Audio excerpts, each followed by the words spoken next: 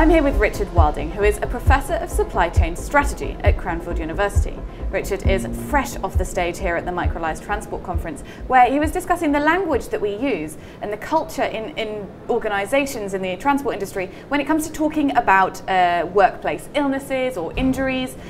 Richard, tell us a little bit about what you were talking about today. Okay, well, one of the things I was really focusing on was this whole issue of language which we use within the industry. So there's actually three languages which we focused on, which was the language of safety, the language of service, and also the language of profit. So there was these three elements that we were sort of going through and considering.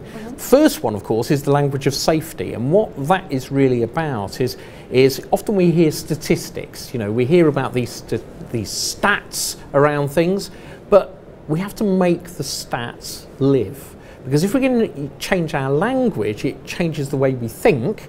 And if we change the way we think, we can change the culture.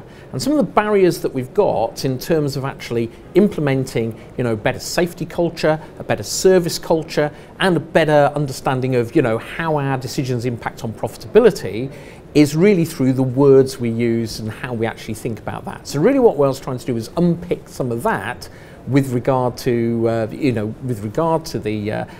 these issues, and then actually think about some of the new technologies which are coming on stream, which enable us to be safer, serve people better, and also improve profitability. I think that's so interesting in it, and it is a different way of speaking about it. I've never heard someone talk in this way about businesses in the transport sector. Now, you asked the audience how many of them thought that they understood the impact of their workplace injury language, and the audience said 50-50. I mean, were you surprised by that? I was slightly surprised by that. I mean, what we were talking about with that particular example was that if somebody has an incident and you've got some days off work, how has it actually impacted on their life? So, you know, you just strain your arm and you have a few days, you know, you have to go to the hospital and you might have your arm in a sling for a few days while it heals.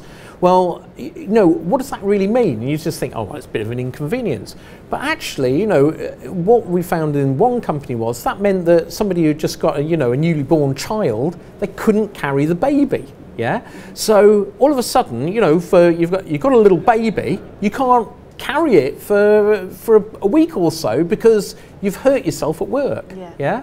So you know, or it might be that you got a burn and that then meant you couldn't go in the sun for a few days and things like that. So what companies are starting to do is to try and track that, you know, the true impact, the short-term impact, and actually document that. Now, when people start to see that, that actually starts to change the culture, because all of a sudden it's like, it's not a statistic, it's actually, this is real life, you know, make it real.